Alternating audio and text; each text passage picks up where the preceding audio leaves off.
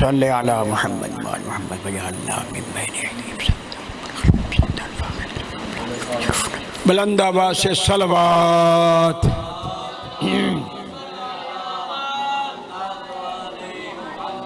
جتنی احباب تشریف ہو فرما ہو مل کے بلند آواز سے صلوات پڑھیں۔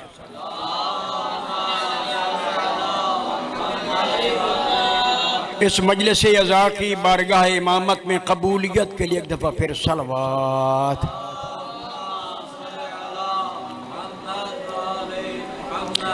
اعوذ باللہ من الشیطان الرجیم بسم اللہ الرحمن الرحیم الحمدللہ العلیم الخبیر الذی لیس له شریک ولا مثیل ولا نظیر الذي لا ند له ولا حد له ولا مثل له ولا مثيل له وهو السميع البصير والصلاة والسلام على العبد المؤيد الرسول المسدد المصطفى الأمجد المحمود الأحمد سيد الثقلين ونبي الحرمين وإمام القبلتين ووسيلتنا في الدارين وجد الحسن والحسين صلوات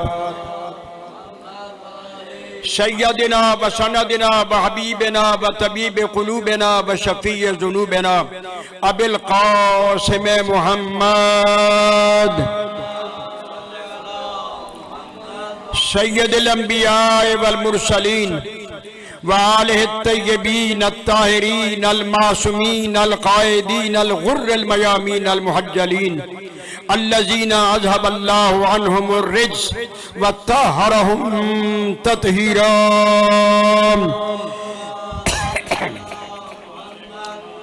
ولعنة الله على أعدائهم ملعونين من يوم عداوتهم إلى يوم الدين رب اشرح لي صدري ويسر لي أمري واحلل عقدة من لساني يفقهوا قولي أما بعد فقد قال الله سبحانه وتعالى في كتاب الحميد وفرقان المجيد وقوله الحق وأصدق القائلين بسم الله الرحمن الرحيم يا أيها الذين آمنوا استعينوا بالصبر والصلاة إن الله مع الصابرين ولا تقولوا لمن يقتل في سبيل الله أموات بل أحياء ولكن لا تشعرون صلوات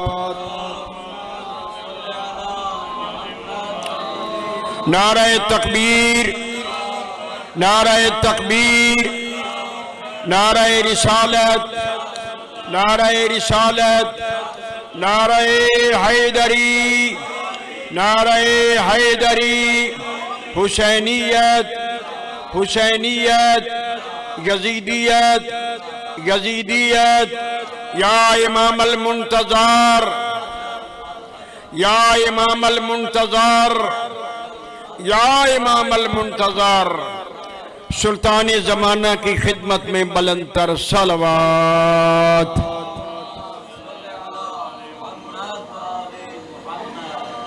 میرا کریم خالق سلطان زمانہ کے صدقے میں ہماری اس مجلس کو اس عزاداری کو قبول و منظور فرمائے۔ خالق مالک تمام پڑھنے والوں کو اپنی امان میں محفوظ کرتے ہوئے سننے والوں کو بھی قدم قدم پہ کامیابی عطا فرمائے اور ولائے حسین اور ولائے مولا علی ابن ابی طالب کے ساتھ ہمیں سرشار کرتے ہوئے زندگی گزارنے کی توفیق عطا فرمائے۔ مل کے بلند آواز سے صلوات پڑھیں۔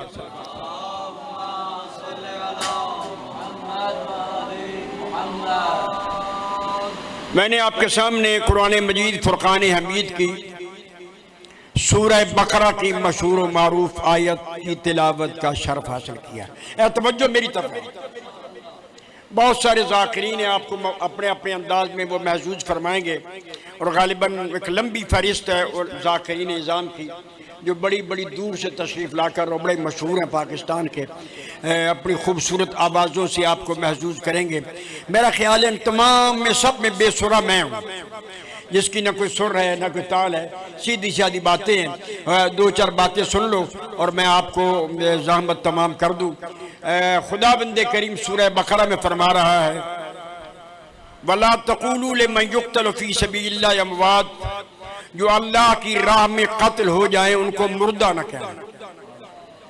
اللہ نے قرآن مجید میں فرمایا ہے کہ جو راہ خدا میں شہید ہو جائیں، مارے جائیں، ان کو مردہ نہ کہنا، بل احیاء، بلکہ وہ زندہ ہیں، وانتم لا تشعرون، اور تمہیں ان کی زندگی کا شعور نہیں ہے۔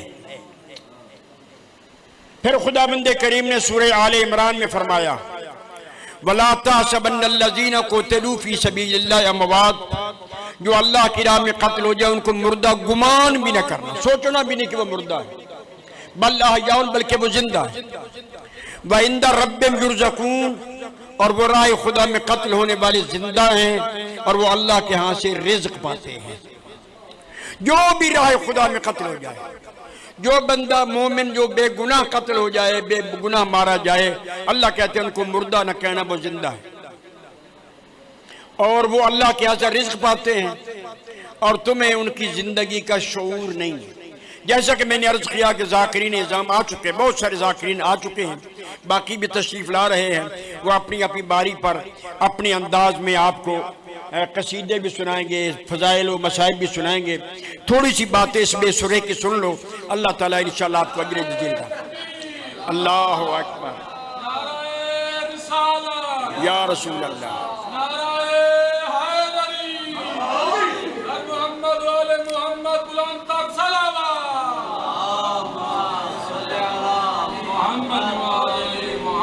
اللہ نے کیا فرمایا ہے؟ جو راہ خدا میں شہید ہو جائے، مارا جائے، قتل ہو جائے، ان کو مردہ نہیں کہنا۔ تمہارے مردے، تمہارا کوئی مر جائے، اگر 4 گھڑیاں دفن نہ کریں تو اس کے جسم سے بدبو پیدا ہوتی ہے۔ تمہارا جو مر جائے اس پر غسل دینا بھی واجب ہے، کفن پہنانا بھی واجب ہے، جنازہ پڑھنا بھی واجب ہے، زمین میں دفن کرنا بھی واجب ہے۔ اللہ کہتے ہیں جو میرے قتل ہوتے ہیں ان کے جسموں سے بدبو نہیں بلکہ مشک و عنبر کی خوشبو آتی ہے۔ تمہارے لیے حکم ہے کہ تمہارا کو مر جائے، جب تک اس کا جنازہ پڑھ کے دفن نہ کریں اس وقت تک میت کو تنہا نہ چھوڑو، اکیلا نہ چھوڑو، اس کے پاس بیٹھو، قرآن پڑھو، ذکر اہل بیت کرو، وعلیکم السلام، اللہ کی آیات کی تلاوت کرو۔ ہمارا جو مر جائے، جو میری راہ میں قتل ہو جائے، ان کے پاس بیٹھنے کی ضرورت نہیں، جنگل کے جانور ان کی لاشوں کا پہرا دیتے ہیں، اور سیدوں کے خزانے میں اتنی دولت ہے کہ ہماری راہ میں مرنے والوں کو اللہ رزق بھی دیتا ہے اور نعمت اولاد سے اور نعمت دنیا سے بھی مالا مال کرتا ہے۔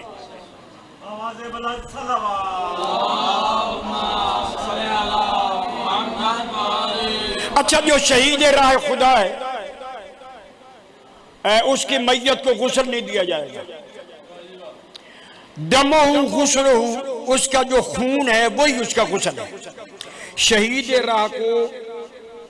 راہ خدا کو غسل میت نہیں دیا جاتا، اس کو کفن بھی نہیں پہنایا جاتا۔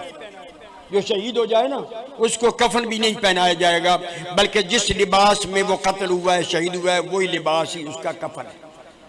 یہ 2 کام شہید کے الگ ہوتے ہیں، اس کو غسل بھی نہیں دیتے، اس کو کفن بھی نہیں پہناتے۔ جنازہ بھی پڑھا جائے گا، قبرستان میں قبر میں اسے دفن بھی کیا جائے گا۔ اللہ نے 2 باتیں کہی ہیں قرآن مجید کے ان آیات میں۔ پہلی آیت جو دوسرے پارے میں ہے، فرمایا کہ جو میری راہ میں قتل ہو جائے ان کو مردہ نہ کہنا، یہ زندہ ہے۔ سورہ آل عمران میں فرمایا کہ لا تحسبن الذین قتلوا، جو اللہ کی راہ میں قتل ہو جائے ان کو مردہ گما، سوچنا بھی نہیں کہ مردہ ہے، زندہ۔ تمہاری سوچ سے بلند ہے ان کی زندگی، تمہیں ان کی زندگی کا شعور نہیں۔ وَعِندَ رَبِّهِمْ يُرْزَقُونَ، مجھ اللہ سے وہ رزق پاتے ہیں۔ اور قرآن نے کہا وَمِمَّا رَزَقْنَاهُمْ يُنْفِقُونَ، ہم جن کو رزق دیتے ہیں وہ خود نہیں کھاتے بلکہ مخلوق خدا میں تقسیم کرتے ہیں۔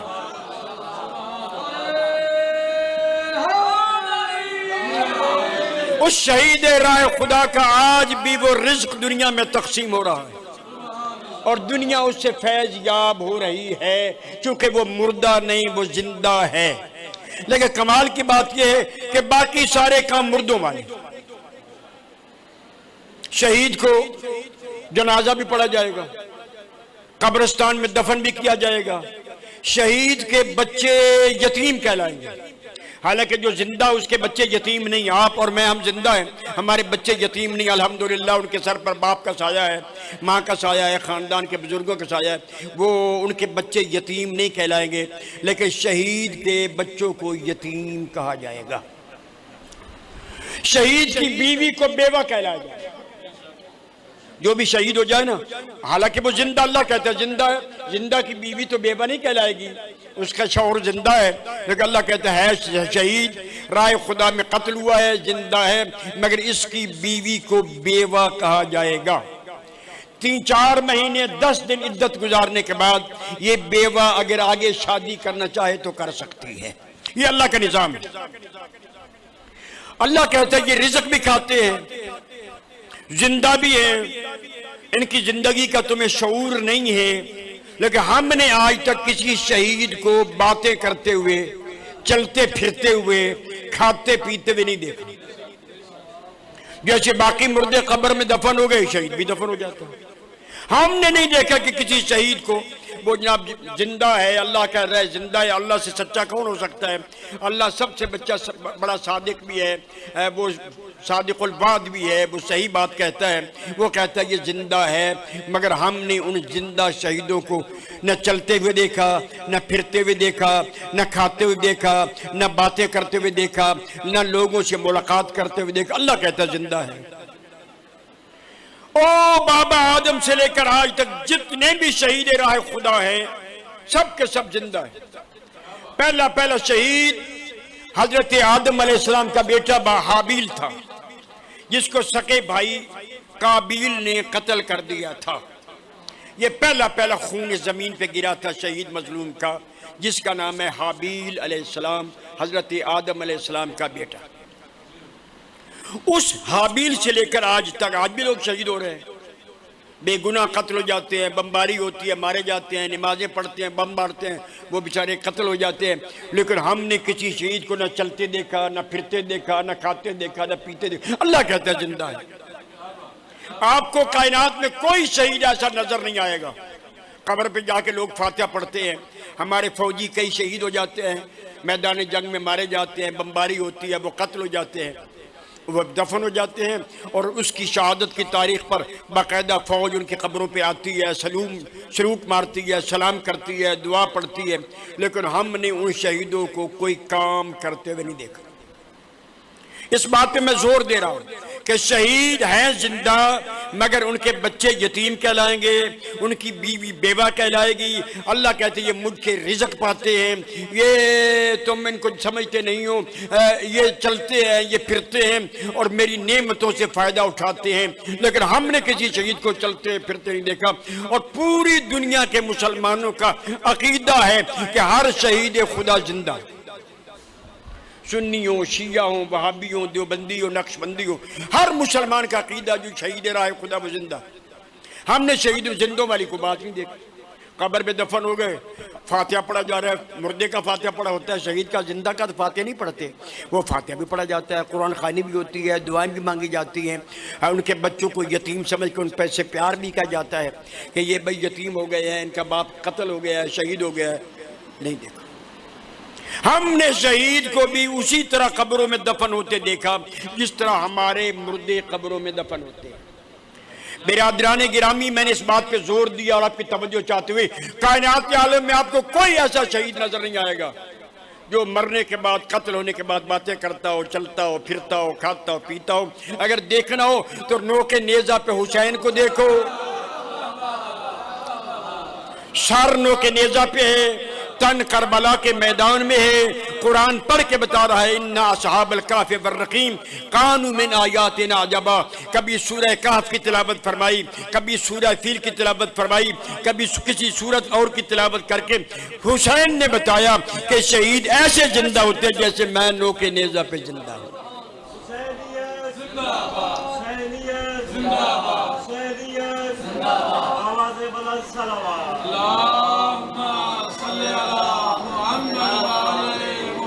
کائنات کا واحد شہید زہرا کا لال، جس نے کربلا سے لے کر کوفہ تک کوفہ سے لے کر شام تک نو کے نیزہ پہ قرآن پڑھ کے بتایا کہ تم تو سمجھتے تھے کہ بیماری میں ہجیان ہو جاتا ہے، بیماری میں نسیان ہو جاتا ہے، بیماری میں انسان بھول جاتا ہے، دیکھو میں قتل ہو چکا ہوں، میرا سر نو کے نیزہ پہ ہے، میری لاش کربلا میں ہے، میں قرآن پڑھ رہا ہوں، اگر کوئی غلطی ہے تو نکال کے دکھاؤ اور میرے نانا کا فرمان مان جاؤ کہ قرآن اہل بیت سے جدا نہیں، اہل بیت قرآن سے جدا نہیں۔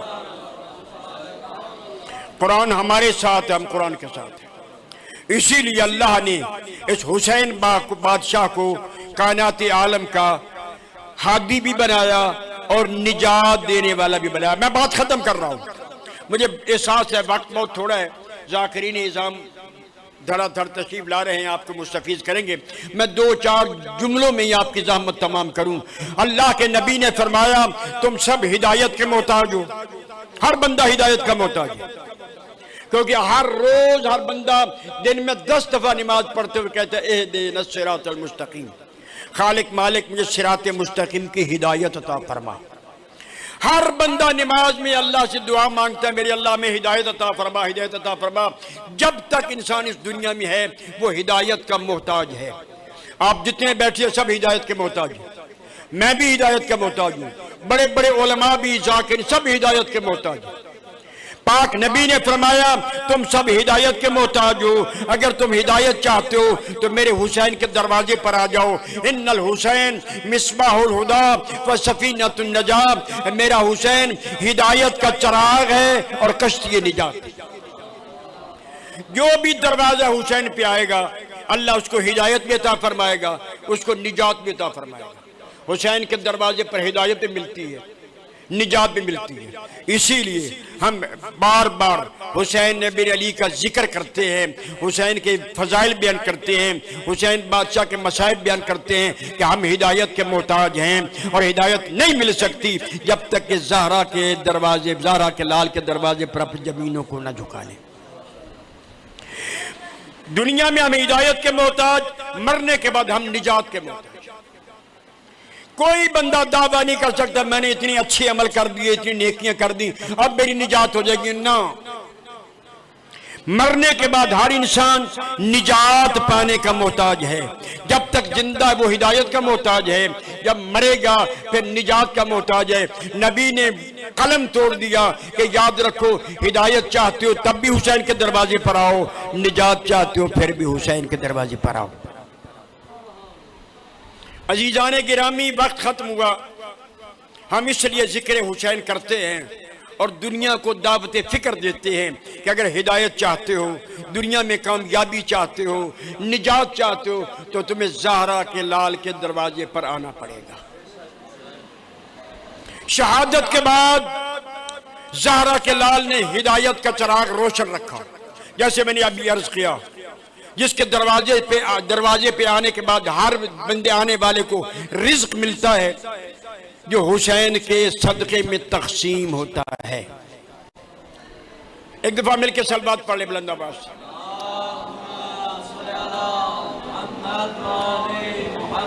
چشم ماں روشن دل ماں شاد، آ گیا وہ شاہ کام جس کا خیریت ہے، ٹھیک ہو الحمدللہ، میں مل کے جانا تھا۔ اچھا صحیح ہے۔ آگے جناب سید نجم الحسن شرازی صاحب سرگودا سے تشریف لائے ہیں، اور یہ اتنے ہمارے اوپر مہربان ہیں کہ یہاں سے اسپیشل انگلینڈ میں ہماری بھابھی کا چہلم پڑھنے کے لیے وہاں گئے تھے، صرف مجلس پڑھنے کے لیے، اور مجلس پڑھ کے واپس آ گئے تھے۔ ان کی بڑی مہربانی ہے، شفقت ہے کہ جو اتنا لمبا سفر کر کے ہماری دل جوئی کے لیے، حوصلہ افزائی کے لیے وہاں تشریف لے گئے۔ اللہ تعالیٰ ان کو قدم قدم پہ کامیابی عطا فرمائے، اور اللہ ان کے کلام میں اور زیادہ روشنی عطا فرمائے، جس روشنی سے آل محمد کے چاہنے والے فیض یاب ہوتے رہے۔ میری گفتگو ختم ہو گئی۔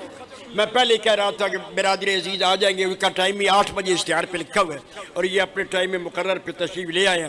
ان کو جی 8:30 اچھا چلو خیر، بہرحال یہ آپ کا نظام ہے، کیسے چلاتے ہیں یہ سید کی مرضی ہے۔ ہاں بالکل ان کا گھر ہے، کوئی شک نہیں اس بات میں۔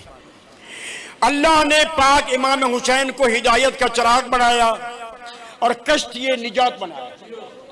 آج بھی جو بندہ ہدایت چاہتا ہے اسے چاہیے ادھر ادھر کی ٹامک ٹوئیاں نہ کھائے، دروازہ حسین پہ آ جائے۔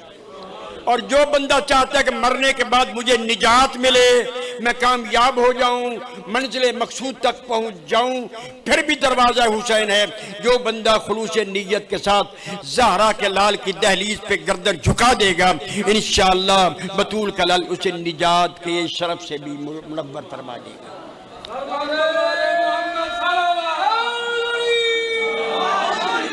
اور کائنات عالم میں اتنے عظیم مصائب سے دو چار ہو کے قیامت تک آنے والی انسانوں کے لیے کشتی نجات اگر کسی نے تیار کیا تو وہ حسین بادشاہ نے۔ ہم کسی کی ضد میں حسین کو نہیں مانتے، نہ کسی کی مخالفت میں۔ ہمیں یقین ہے نبی کے فرمان پر کہ اگر ہدایت لینی ہے پھر بھی دروازے حسین پہ آنا پڑے گا، نجات چاہنی ہے تو پھر بھی حسین کے دروازے پر آنا پڑے گا۔ حسین وہ بادشاہ ہے جو ہدایت کے نور سے بھی ہمیں منور فرمائیں گے اور نجات کی منزلوں سے بھی ہمیں ہمکنار فرمائیں گے۔ اور یہ بات مسلم ہے کہ بابا آدم انبیاء بھی آروں میں چیے گئے، انبیاء بھی پتھروں سے شہید کیے گئے، انبیاء پر بھی بڑے ظلم و ستم ہوئے، لیکن یہ بات بطور چیلنج کہی جا سکتی ہے کہ جتنے مصائب دین کی بقا کے لیے، ہماری ہدایت کے لیے زہرا کے لال نے برداشت کیا ہے، اتنے مصائب کسی نے برداشت نہیں کیا۔ حد نہیں ہو گئی؟ میرے چوتھے لال ولایت امام سجاد علیہ السلام فرماتے ہیں کہ جب ہم شام پہنچے ظالموں نے ہمارا ایسا استقبال کیا، ایسی پتھروں کی برسات کی، ہمارے کپڑوں کے رنگ بدل گئے، کپڑوں کے رنگ نہیں ان دیواروں کے رنگ بھی بدل گئے جہاں جہاں سے ہم گزرتے تھے۔ امام فرما رہے، آپ کے چوتھے امام معصوم فرما رہے، جب ہم شہید کے دربار میں پہنچے حالت یہ تھی کہ پھپھیاں مجھے نہیں پہچان سکتی، میں پھپھیوں کو نہیں پہچان سکتا۔ اللہ لعنت اللہ علی القوم الظالمین وسیعلم الذین ظلموا۔